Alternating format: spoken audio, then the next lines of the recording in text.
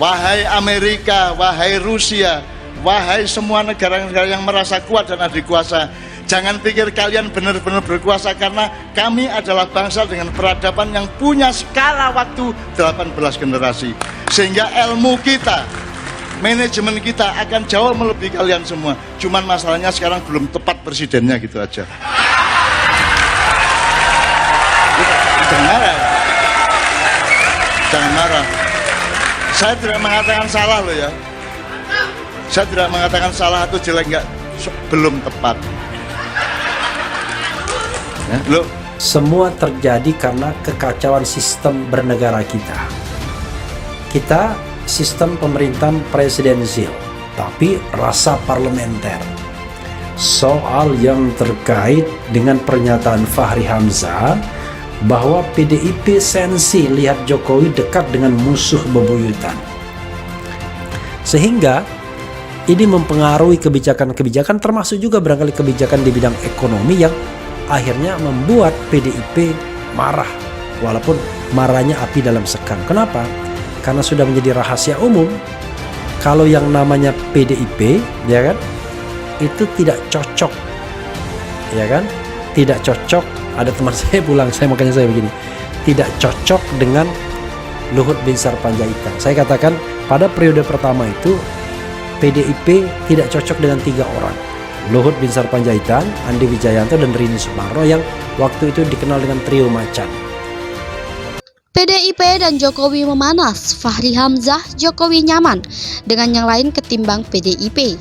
Politikus dari Partai Gelora, Fahri Hamzah, menilai Partai Demokrat Indonesia Perjuangan PDIP tengah sensi melihat Presiden Republik Indonesia Joko Widodo atau Jokowi dengan musuh PDIP. Fahri Hamzah berpendapat jika PDIP sensi dengan Jokowi karena mantan wali kota Solo itu terlihat nyaman dan merasa tak terbantu oleh para pengusaha ketimbang PDIP sebagai partai pengusung Jokowi sebagai Presiden Indonesia. Nah, inilah yang menyebabkan kemudian partainya merasa ya kalau kita secara frontal, ya, karena kita kan tahu di partai mana banyak pengusaha yang dipimpin, partai mana berasal dari alumni partai mana, gitu. Itu musuh bebuyutan PDIP, kata Fahri Hamzah pada Kamis 14 April 2022. Karena hal itu, Fahri Hamzah mengatakan jika PDIP merasa sensi melihat kadernya lebih berpihak ke sisi lain. Jadi PDIP juga sensi, juga melihat kok kader kita ini tiba-tiba ke sebelah sana lebih banyak karena bekerja dengan pengusaha tadi, ujar Fahri Hamzah. Lalu dilihat oleh orang, bukan kita yang ngomong ya, tapi dilihat secara oleh orang, agak secara kasar itu memotongnya sekarang ini, lanjutnya. Tetapi Fahri Hamzah menyatakan, jika yang dialami oleh PDIP sekarang karena Jokowi berpaling ke pihak yang lain adalah akibat dari masa lalu. Ini semua adalah akibat dari kita nggak mengatur sistemnya secara baik, termasuk juga mengatur soal koalisi dan sebagainya. Seolah-olah dalam presidensialisme adalah koalisi, ujar mantan Wakil Ketua Dewan Perwakilan Rakyat Republik Indonesia (DPR RI) periode 2014 sampai 2019 itu. Fahri berucap seharusnya PDIP jangan menganggap Jokowi adalah miliknya karena ada dari partai-partai lain yang mendekat kepadanya, bahkan ada yang mau menjadikannya sebagai ketua umum. Begitu Pak Jokowi jadi presiden, PDIP gak bisa merasa itu adalah presidennya karena ada partai lain yang merasa partainya itu lebih dekat dengan Pak Jokowi, tutur Fahri. Bahkan ada partai mengatakan kami gak punya calon selama Pak Jokowi jadi presiden, maka kami gak punya calon, katanya. Ada partai yang lebih dalam mungkin menawarkan kepada Jokowi jadi ketua umum, sambungnya. Pengamat politik Ujang Komarudin menilai Presiden Jokowi mempunyai pengaruh yang sangat besar untuk menentukan kemenangan pasangan Capres dan Cawapres pada Pilpres 2024. Pasalnya, kata Ujang, Jokowi mempunyai sumber daya politik dan finansial untuk memenangkan calon tertentu. Dukungan Jokowi akan berpengaruh karena masih punya telunjuk yang bisa mengondisikan banyak pihak, kata Ujang kepada Genpi.co Sabtu 16 April.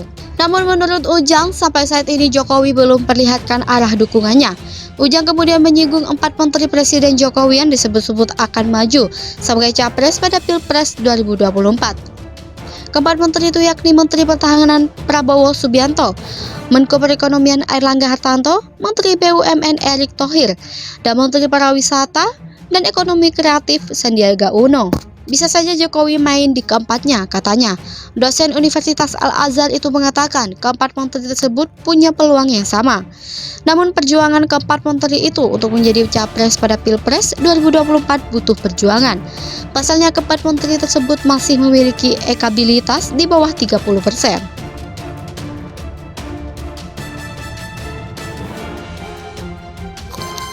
Gara-gara Luhut Panjaitan, eskalasi penolakan mahasiswa mencapai puncaknya, begini analisa pengamat Pojok 1.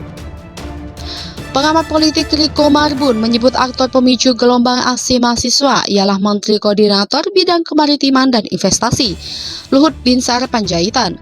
Penolakan mayoritas masyarakat dan mahasiswa terhadap upaya-upaya penundaan pemilu puncaknya terjadi pada aksi mahasiswa di depan Kompleks Parlemen Senayan, Jakarta Selatan, Senin 11 April. Penolakan ini dipicu oleh gelagat satu aktor di pemerintahan. Menurut Direktur Eksekutif Median, Riko Marbun, aktor pemicu gelombang aksi mahasiswa di pemerintahan ini adalah Menteri Koordinator Bidang Kemaritiman dan Investasi Luhut Binsar Panjaitan.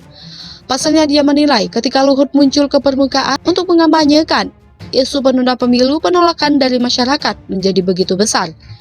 Jadi sebenarnya Pak Luhut bukanlah yang pertama dalam gerakan ini yang sudah berjalan hampir setahun lalu. Artinya eskalasinya sudah terbangun, ujar Riko Marbun Sabtu 16 April.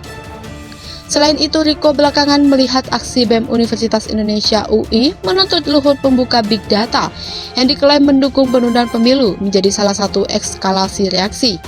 Apalagi menurut Riko, kondisi ekonomi nasional yang dikerjakan pemerintah saat ini dianggap masyarakat tak cukup mensejahterakan, sehingga kegelisahan terhadap rezim akhirnya pecah. Eskalasi reaksi seperti ledakan karena bara penolakan sudah lama tapi seperti nyala dalam sekam, bertahan. Beriringan dengan beratnya tekanan ekonomi dengan kenaikan harga-harga, meledaklah itu semua. Demikian Riko. Ribuan mahasiswa UN Syarif Hidayatullah Jakarta menggelar aksi demonstrasi di kawasan Patung Kuda, Jalan Medan Merdeka Barat, Jakarta, Senin 11 April 2022. Badan Eksekutif Mahasiswa Indonesia (BEMSI) akan kembali berunjuk rasa pada 21 April 2022. Koordinator Wilayah BEMSI BSJB, Muhammad Yusuf mengatakan BEM UI bakal ikut unjuk rasa 21 April nanti. Lokasi masih ditentukan, aksi ini merupakan lanjutan dari yang kemarin, katanya kepada Kompas.com Jumat 15 April 2022. Ada 4 tuntutan dalam unjuk rasa 21 April 2022. Pertama, menuntut Kementerian Perdagangan untuk menuntaskan masalah kelangkaan minyak goreng. Ada permainan kartel di mafia pasar, menuntut Menteri Perdagangan Pak Muhammad Lutfi untuk segera menuntaskan kelangkaan minyak goreng, ucapnya. Tuntutan kedua adalah menolak kenaikan harga bahan bakar minyak BBM. Kemudian ketiga, menolak kenaikan tarif PPN, dan terakhir menolak perpanjangan masa jabatan Presiden menjadi 3 periode. Untuk sementara berdasarkan hasil kajian kami, ini yang menjadi poin tuntutan dan kami akan terus melanjutkan kajian pada sektor-sektor lain yang bakal diselenggarakan pada tanggal 18 nanti, ujar Yusuf.